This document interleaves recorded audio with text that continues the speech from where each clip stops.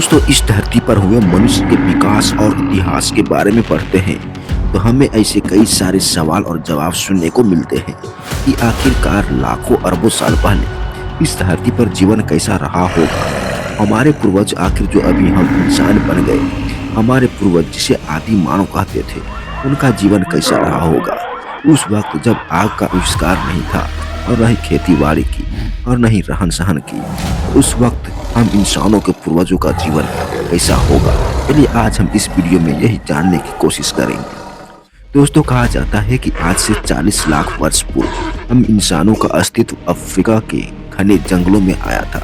यानी कि हम इंसानों के जो पहले पूर्वज थे वो थे पिथेरोपिथेकस, जो इन्हीं जंगल में रहा करते थे। उस वक्त इस धरती पर प्रकृति का राज था, यानी कि चारों तरफ जंगल और हरियाली ही दिखती थी और इन्हीं जंगल में ये पिरोला रहते थे। इन जंगलों में जानवरों का भी निवास स्थान था, जो कि काफी भयानक और खतरनाक मंजर होता था।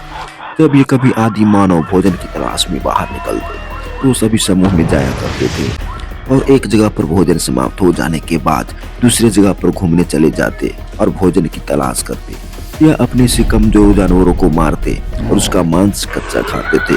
कभी कभी मांस न मिलने पर फल फ्रूट जड़ी बूटी खाकर अपना पेट भरते थे। यही इनके जीने का मुख्य साधन था। दोस्तों, कहा जाता है कि हमारे पूर्वजों ने कई चुनौतियां झेली। कभी कभी तो वे खुद जानवरों के शिकार हो जाते और जानवरों के सामने टिक नहीं पाते थे। लेकिन जैसे जैसे दिन गुजरता गया, प्रकृति अपना काम करती गई और इन मानवों में विकास भी होने लगा। कहा जाता है कि आग की खोज भी इन्होंने ही की थी। उस वक्त को पाषाण काल कहा जाता है।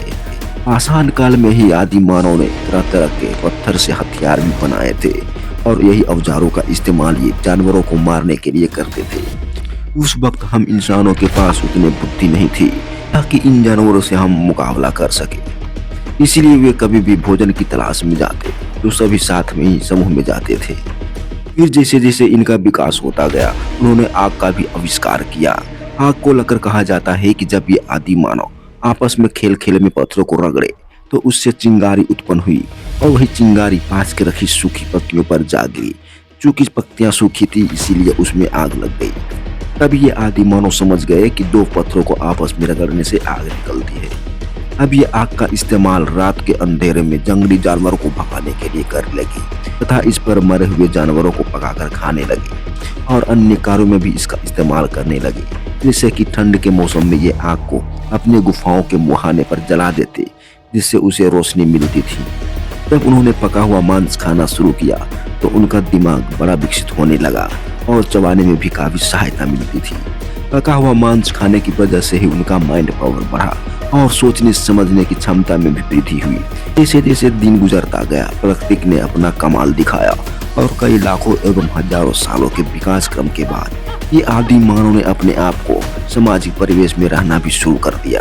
एक दूसरे से इशारों में भी बात किया करते थे और एक दूसरे के साथ मिलकर रहते थे। कहा जाता है कि इन आदि मानवों में जो सबसे बड़ा होता था वह किसी के भी साथ संभोग कर लेते थे और उनके ही बच्चे आगे बढ़ा करते थे।